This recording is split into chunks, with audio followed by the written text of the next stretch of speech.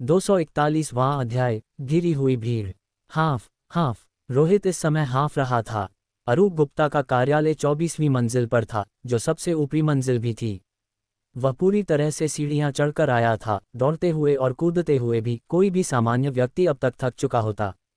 School के दिनों में वह नियमित रूप से व्यायाम करता था और अपनी शारीरिक फिटनेस को काफ़ी अच्छा मानता था, लेकिन फिर भी अब उसके पैर थकान से जवाब देने वाले थे। वापस जाने के बाद मुझे ठीक से व्यायाम करना चाहिए। हालांकि भूत शिकारी विशेष होते हैं, लेकिन गहराई में हम अभी भी साधारण लोग हैं। कोई भी सभी जोरदार कामों के लिए प्रतिशोधी आत्माओं की शक्ति पर निर्भर रहने की उम्मीद नहीं कर सकता। ये जीवन की बहुत बर्बादी होगी। किसी को अभी भी शारीरिक कार्यों को बनाए रखने की ज़रूरत है और वह बहुत कमज़ोर नहीं पड़ सकता, रोहित ने मन में सोचा। लेकिन आखिरकार वह बिना किसी घटना के सुरक्षित रूप से 24वीं मंजिल पर पहुंच गया। थोड़ी देर इधर उधर देखने के बाद उसने जल्दी से अरूप गुप्ता का कार्यालय ढूंढ लिया। हालांकि उसने एक और सुरक्षा मार्ग की ओर देखा।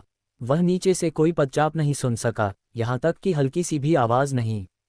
इसका मतलब था कि अरूप गुप्ता और उनकी टीम अभी तक ऊपर नहीं आई थी। भले ही वे एक कदम धीमे चल रहे हों, उन्हें ज़्यादा से ज़्यादा 5 या 6 मंजिलें ही पीछे होना चाहिए और उनकी पदचाप अब तक सुनाई देनी चाहिए थी। अगर 5 मिनट में भी ऐसा ही रहता है तो रोहित यह निष्कर्ष निकाल सकता था कि अरूप गुप्ता को निश्चित रूप से किसी खतरे का सामना करना पड़ा है। सबसे अधिक संभावना है कि वे किसी एक मंजिल पर खो गए हैं या उनका सामना किसी भूत से हुआ है। अभी इस बात को छोड़ो, मुझे पहले वह उंगली लेनी होगी। वह चीज़ होने से अगले कदम में आसानी होगी। अन्यथा उस भूत की आवाजाही को प्रतिबंधित करने का कोई वास्तव में अच्छा तरीका नहीं है जो भूत क्षेत्र में भी घुस सकता है। रोहित ने समय बर्बाद नहीं किया और सीधे कार्यालय का दरवाज़ा लात मारकर खोल दिया। पुरस्कार सुरक्षित। इस तरह के दरवाजे पर ताला सुरक्षित नहीं था। अरूप गुप्ता चीज़ों को यहाँ इसलिए छोड़ सकते थे क्योंकि आमतौर पर आसपास सुरक्षाकर्मी होते थे। कार्यालय अस्त व्यस्त था। मेज पर जयपुर शहर का एक नक्शा, भूत शिकारियों के प्रोफाइल, जयपुर शहर की विभिन्न अलौकिक घटनाओं का विवरण और कुछ महत्वपूर्ण प्रायोगिक सामग्री। रोहित ने तलाशी ली और जल्दी से भूत शिशु वाला बक्सा ढूंढ लिया। मुझे उस चीज़ को अरूप गुप्ता को इतनी आसानी से उधार नहीं देना चाहिए था। अब मैंने खुद को फंसा लिया है। बक्सा खोलने पर भूत शिशु अभी भी गतिहीन था। अंदर ऐसे पड़ा था जैसे मर चुका हो, जबकि एक सूखी हुई उंगली एक तेज खंजर की तरह उसमें चुभी हुई थी। रोहित ने तुरंत सूखी हुई उंगली निकाली और जल्दबाजी में बक्से को फिर से सील कर दिया। जैसे ही उसने उंगली निकाली, उसने अंदर मौजूद भूत शिशु को जीवित महसूस किया, जो आज़ाद होने के लिए हिंसक रूप से संघर्ष कर रहा था। दुर्भाग्य से एक प्रतिशोधी आत्मा की शक्ति सोने को प्रभावित नहीं कर सकती थी, इसलिए चाहे वह कितनी भी जोर से संघर्ष करे, वह बाहर नहीं निकल सकता था। हो गया, अब पीछे हटने का समय है। रोहित वह वस्तु लेकर बिना किसी देरी के निकल गया।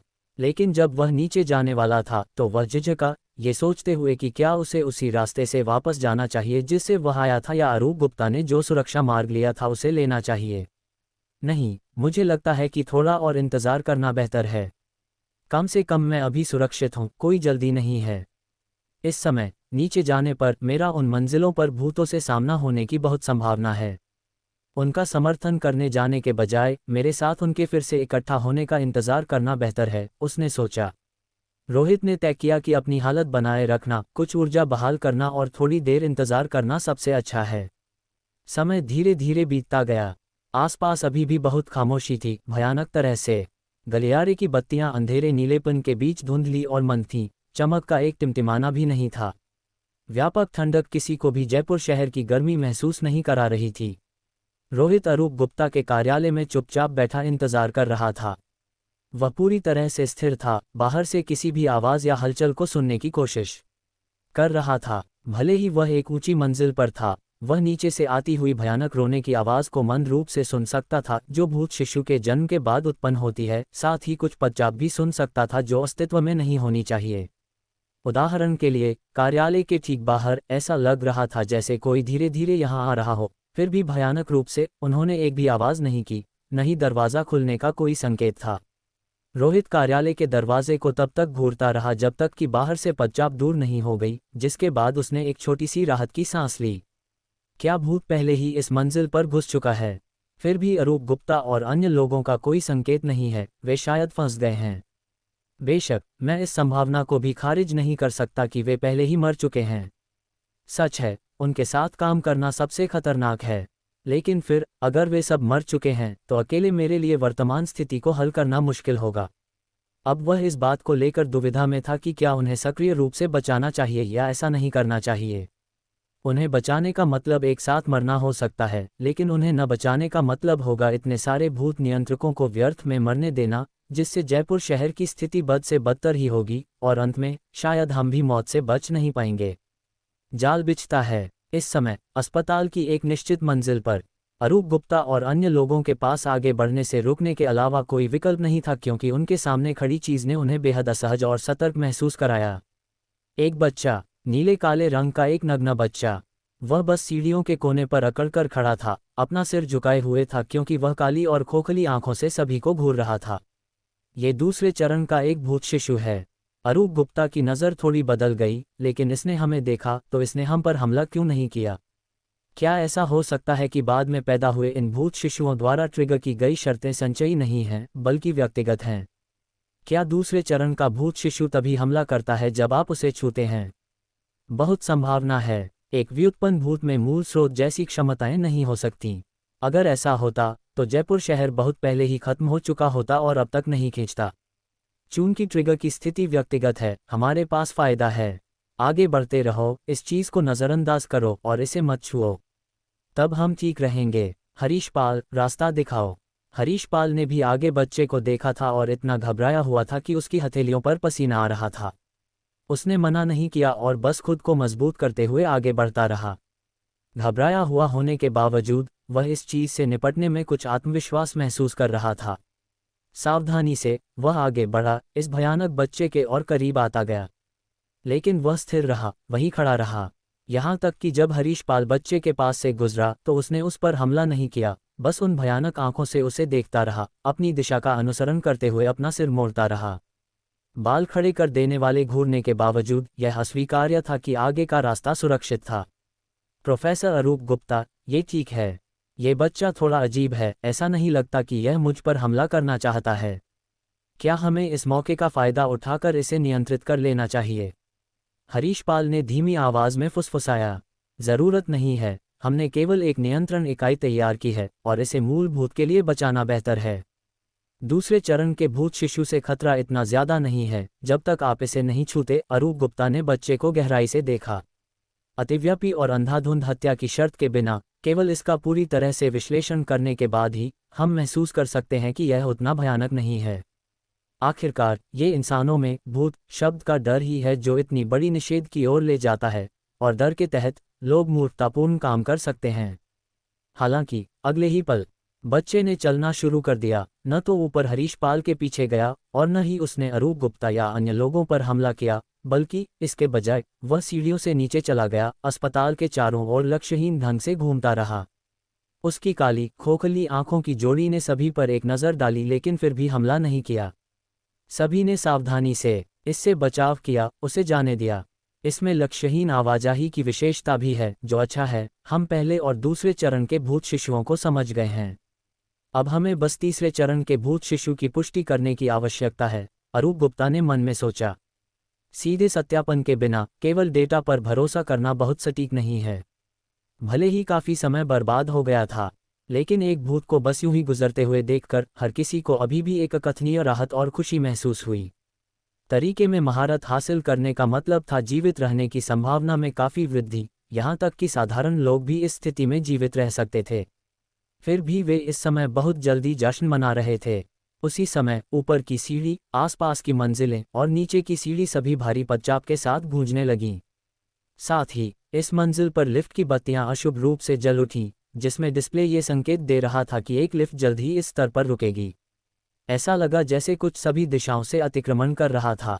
242वां अध्याय, पहला हमला। यहाँ कुछ बहुत गड़बड़ है। सबसे आगे चल रहे हरीश पाल अचानक रुक गए। ऊपर के गलियारे से आ रही पदचाप सुनकर ऐसा लग रहा था कि लोगों का एक समूह सीढ़ियों से नीचे उतर रहा है, जबकि साथ ही नीचे की मंजिलों से ऊपर चढ़ने की आवाज़ें भी आ रही थीं। आवाज़ें मंद थीं, उनमें सामान्य मनुष्य की पदचाप की हल्कापन, विभिन्नता और जीवंतता की कमी थी, केवल एक यांत्रिक कठोरता बची थी। उपस्थित सभी लोग पहले भी अलौकिक घटनाओं से निपट चुके थे और इस तरह की पदचाप सुनकर उन्हें तीव्रता से एहसास हुआ कि उनके आसपास क्या हो रहा है। ये केवल गड़बड़ नहीं है, ऐसा लगता है जैसे हमें घेर लिया गया है। पहले वाले भूत अभी से नहीं जागे होंगे क्या वे? गिरी घबराने लगा। हम आगे नहीं जा सकते और वापस नहीं जा सकते। अब हम क्या करें? क्या यह एक बंद गली नहीं है? क्या ये चीज़ें हमें इस 10 मंजिला इमारत से कूदने के लिए मजबूर करने की कोशिश कर रही हैं? मुझे कूदने से कोई ऐतराज़ नहीं है, बस प्रोफेसर अरूप गुप्ता इसे सह नहीं पाएंगे। अरूप गुप्ता का भाव बदल रहा था, लेकिन वह शांत रहे, घबराने की ज़रूरत नहीं है। एक सीधा टकराव जल्द या बाद में होना ही था। यदि आप हमलों की इस लहर को सह लेते हैं तो स्थिति पलट जाएगी, सब कुछ बदल जाएगा। यदि आप नहीं कर सकते तो यहीं एक साथ मरने के लिए खुद को तैयार करें। इसका मतलब था कि भागने का कोई इरादा नहीं था, बल्कि खड़े होकर लड़ने का था। प्रोफेसर अरूप गुप्ता, आप क्या मजाक कर रहे हैं? इन पदचापों को सुनकर ये सिर्फ एक या दो नहीं है, ये बहुत ज़्यादा है। हम उसे कैसे सह सकते हैं? कोई हक्का बक्का रह गया? नहीं, आप गलत हैं। केवल एक असली भूत है जिसका हम सामना करने वाले हैं। वे सभी भूत शिशु हैं जो मुख्य भूत से उत्पन्न हुए हैं। मेरा मानना है कि ये अधूरे भूत हैं जो एक असली भूत की सभी विशेषताओं को धारण करने में असमर्थ हैं। वह भूत बच्चा जो पहले हमारे पास से गुजरा था, इसका सबसे अच्छा सबूत है। इसके अलावा रोहित मेरी ज़रूरत की चीज़ लेने गया है। अगर भूत हम पर हमला करते हैं तो इसका मतलब है कि वह सुरक्षित है। जब तक उसका मिशन खतरे में नहीं पड़ता तब तक योजना पटरी पर है। अंकुश ने सख्त चेहरे के साथ कहा, लेकिन क्या होगा अगर वह नहीं आता है? क्या हम यहाँ व्यर्थ ही मरने वाले हैं? प्रोफेसर, क्या आप उस पर अपनी सारी उम्मीदें लगाकर थोड़े लापरवाह नहीं हो रहे हैं? मुझे रोहित पर भरोसा नहीं है। ऐसा नहीं है कि मैं उस पर अपनी सारी उम्मीदें लगाना चाहता हूँ, मेरे पास कोई और विकल्प नहीं है, अरूप गुप्ता ने शांत होकर कहा। और वह आएगा। वह एक बुद्धिमान व्यक्ति है। हमारे लिए न मरना उसके सबसे अच्छे हित में है। अगर वह जयपुर शहर में बचा हुआ एकमात्र भूत नियंत्रक होता तो उसके खुद के जीवित रहने की संभावना बहुत कम हो जाती। तो ये तय हो गया, ये टकराव के लिए सही जगह नहीं है। मेरे पीछे आओ। मुझे याद है कि इस स्तर पर एक वार्ड है जहां एक खिड़की है जो एक छोटी छत की ओर जाती है जहां एयर कंडीशनर लगे हैं। हम वहां से नीचे की मंजिल तक पहुंच सकते हैं। यह ज़्यादा नहीं हो सकता है, लेकिन कम से कम ये भागने का एक रास्ता है। यहाँ 3 तरफ से फंसे रहने से बेहतर है। बात खत्म करने के बाद अरूप गुप्ता ने तुरंत कार्रवाई की। लानत है, लगता है हमें इसके लिए लड़ना पड़ेगा। अगर मुझे पता होता कि ऐसा होने वाला है तो मैं रोहित के साथ गया होता, हरीशपाल ने मन ही मन कोसते हुए कहा। जल्दी से दूसरों का पीछा करते हुए इस स्तर के एक वार्ड में गए। सभी दिशाओं से अतिक्रमण। जैसे ही समूह ज्यादा दूर नहीं गया था, मंद पदचाप नीचे की सीढ़ियों के कोने तक पहुंच गई और गहरे हरे धुंधलके के माध्यम से आकृतियों को धीरे धीरे ऊपर चढ़ते हुए साफ देखा जा सकता था, जो उनकी मंजिल पर आकर रुक गईं। साथ ही ऊपर से पदचाप भी उनके स्तर तक पहुंच गई। गहरे हरे रंग की 2 धाराएं परिवर्तित हुईं, पूरी तरह से सीढ़ियों को सील कर दिया। अस्पष्ट सलूएट से ये स्पष्ट था कि संख्या केवल कुछ या एक दर्जन नहीं थी, वे कम से कम 20 या 30 थे। लेकिन ये यहीं नहीं रुका। डिंग टिल्ड, लिफ्ट के चलने की आवाज़ रुक गई और अस्पताल की 2 बड़ी लिफ्ट एक ही पल में उनकी मंजिल पर पहुंच गईं। दोनों लिफ्टों के दरवाजे अपने आप खुल गए और अंदर और आकृतियां खड़ी थीं। ऊपर से, नीचे से और लिफ्टों से आकृतियां अभिसरित हुईं, सभी शांत, सभी मंद रोशनी वाले अस्पताल से अकड़कर आगे बढ़ रही थीं और उनकी दिशा चौंकाने वाली रूप से एकीकृत थी। जहां से अरूप गुप्ता और अन्य लोग गए थे, उसी ओर यह मंजिल और भी अंधेरी हो गई और इस अंधेरे में ऐसा लगा जैसे आसपास की हर चीज़ धीरे धीरे गायब हो रही थी, जैसे कि निगल लिया गया हो, केवल एक धुंधली रूपरेखा छोड़कर, जब तक कि वह रूपरेखा भी चली नहीं गई। वार्ड घेराबंदी। ये रहा। अरूप गुप्ता दूसरों को एक अपेक्षाकृत खुले वार्ड में ले गए। यह मरीजों से खाली था, जिसे पहले ही खाली करा लिया गया था, केवल खाली बिस्तर बचे थे। पहले दरवाज़ा बंद करो, फिर बिस्तर की चादरों को बांधकर एक रस्सी बनाओ। अगर हम वास्तव में टिक नहीं पाते हैं तो हम पीछे हट जाएंगे। लेकिन मेरे विचार से ये वापसी केवल एक विलंब है। यदि स्थिति को पलटा नहीं जा सकता है तो यह निष्फल है। अन्य लोग चुप रहे, जल्दी से दरवाज़ा बंद कर दिया और बेकार चीज़ों से उसे अवरुद्ध कर दिया। फिर भी हर कोई बहुत अच्छी तरह से जानता था कि ऐसे उपाय कुल स्थिति को प्रभावित नहीं करेंगे। आप कहीं भी छिपाते हैं, भूत आपको ढूंढ ही लेंगे। जब मुख्य क्षण आएगा तो उन्हें अपने भूतों पर भरोसा करना होगा। केवल भूतों की शक्ति ही भूतों से लड़ सकती थी। फिर भी गहराई में वे अभी भी अत्यधिक अनिश्चित महसूस कर रहे थे। वे भयंकर भूतों से जो शक्ति ले सकते थे वह सीमित थी, जबकि असली भूतों की शक्ति असीमित थी। जैसे ही हर कोई चादरों का उपयोग करके गांठों को खोल रहा था, वापसी के लिए एक रास्ता छोड़ रहा था, भारी पदचाप बाहर गलियारे में गूंजने लगी। पदचाप घनी और संख्या में अधिक थी। बाहर उन प्राणियों की मात्रा दीवारों के माध्यम से भी महसूस की जा सकती थी। वे आ गए हैं, अंकुश ने फुसफुसाया। सभी का दिल ठंडा पड़ गया और उनके हाथ अनजाने में जो कर रहे थे वह रुक गया। भूतों ने उन्हें ढूंढ लिया था। दरवाजे के ठीक बाहर, बस एक दीवार की दूरी पर। अरूप गुप्ता ने और नहीं बोला, वह बस पीछे खड़े थे, एक टॉर्च पकड़े हुए थे, आसपास की रोशनी बनाए रखने के लिए इसे आगे चमका रहे थे, जबकि पूरी तरह से शांत भी थे। वह सिर्फ एक साधारण व्यक्ति थे, उनके पास इस स्थिति का मुकाबला करने का कोई साधन नहीं था, और चूंकि जयपुर शहर की उनकी यात्रा काफ़ी जल्दबाजी में थी, वह ज़्यादा जान बचाने वाली चीज़ें नहीं लाए थे। यहाँ तक कि ली जून, जिसे उनकी रक्षा करनी थी, प्रयोगशाला में पीछे छूट गया था। तो वह अब जो कर सकते थे वह केवल चुप रहना था और भूत हेरफेर करने वालों के लिए बोझ नहीं बनना था। सभी की आंखें उस दरवाजे पर टिकी थीं जिसे सील कर दिया गया था। दिल गले में आ गया था। वे भयभीत थे कि उनके सामने का दरवाज़ा किसी भी पल भूतों द्वारा धकेल कर खोला जाएगा और फिर वे अंदर बाढ़ देंगे और उन्हें तुरंत मार डालेंगे। दीवार पर हमला। हालांकि स्थिति वैसी नहीं थी जैसी कल्पना की गई थी। दरवाजे के बाहर पदचाप अचानक गायब हो गई। नहीं, गायब नहीं हुई, बल्कि बाहर के भूत चलना बंद कर चुके थे और वार्ड के बाहर खड़े थे। घनी पदचाप धीरे धीरे गायब होने लगी। इस गायब होने से कोई राहत नहीं मिली। इसके विपरीत यह अविश्वसनीय रूप से भारी था, क्योंकि प्रत्येक पदचाप के मंद होने का मतलब था कि एक भूत ने दरवाजे के बाहर अपनी जगह ले ली थी। उन्होंने सीधे हमला क्यों नहीं किया है? वे किसका इंतजार कर रहे हैं? हरीशपाल की हथेलियां ठंडे पसीने से भीग गईं। उन्होंने महसूस किया कि यह घटना हुआंगगांग गांव की घटना से कहीं ज्यादा भयानक थी। देखो, दीवार बदल गई है। अचानक गिरी ने हैरानी में आगे इशारा किया, लेकिन उन्होंने देखा कि वह दीवार जिसने भूतों के समूह को रोक रखा था, अब तेजी से मंद हो रही थी। उसका रंग आसपास के वातावरण के साथ मिल रहा था, एक गहरे सियान धुंधलके में बदल रहा था। केवल ये गहरा सियान धुंधलका बहुत गहरा था, जैसे कि अंधेरा खुद ही हो।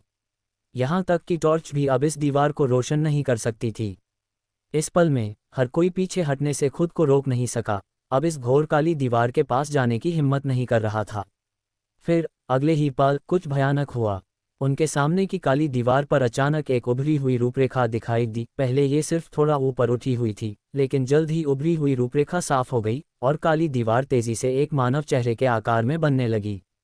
आंखें थीं, नाक थी, चेहरे की विशेषताएं थीं। जैसे ही यह मानव चेहरा साफ हुआ, अंधेरा पीछे हटने लगा और एक नीली काली चमड़ी वाला मृत्यु का चेहरा सभी के सामने दिखाई दिया। पहली नज़र में ऐसा लगा जैसे एक मरे हुए व्यक्ति को दीवार में जिंदा जड़ दिया गया हो। इस मरे हुए चेहरे पर आंखें खाली गड्ढे थीं जिनमें आंखें थीं, लेकिन वे पुतलियों के बिना घोर काली थीं, एक भयानक रंग प्रकट कर रही थीं। फिर भी वे काली आंखें लोगों को देखकर थोड़ा हिलीं, एक अशुभ और रीढ़ को ठंडा कर देने वाली हिंसा को प्रकट कर रही थीं। जैसे कि सभी को निशाना बनाया गया हो, इसने उनकी रीढ़ में कपकपी भेज दी। और दीवार पर इस चेहरे के ठीक नीचे एक हल्की उभार दिखाई दी और एक शरीर की रूपरेखा उभरने लगी। एक नीली काली बांह, जिस पर मरणोपरांत लालिमा के निशान थे, दीवार से बाहर निकली। ये भूत वास्तव में दीवार से जबरदस्ती गुजर रहा था, बाधा की अनदेखी कर रहा था। और यह सिर्फ यह एक चेहरा नहीं था, दीवार के अन्य हिस्सों पर भी एक के बाद एक और चेहरों की रूपरेखाएं दिखाई देने लगीं। 1, 2, 3 दर्जनों चेहरे काली दीवार पर अंकित थे और तेजी से उससे गुजर रहे थे, वार्ड में प्रवेश करने की कोशिश कर रहे थे। हालांकि वे जानते थे कि एक अकेली दीवार इन भूतों को रोक नहीं सकती, लेकिन जिस तरह से वे वार्ड में प्रवेश कर रहे थे वह रीढ़ को ठंडा कर देने वाला था। क्या वे पदार्थ को भी बदल सकते हैं? यह अब वह नहीं है जो केवल एक भूत क्षेत्र द्वारा किया जा सकता है। अरूप गुप्ता ने अपनी भौहों को गहराई से सिकोड़ा और किसी कारण से उन्हें लगा कि यह मिशन एक भयानक हार में समाप्त होने वाला है। चलो उन्हें एक साथ रोकते हैं। एक भूत हेरफेर करने वाले ने भयभीत और हताश धीमी गुर्राहट जारी की। इस समय भयंकर भूतों की शक्ति के साथ कंजूसी करने की कोई ज़रूरत नहीं थी। अगर वे हमले की इस लहर को सह नहीं पाए तो सभी मर जाएंगे।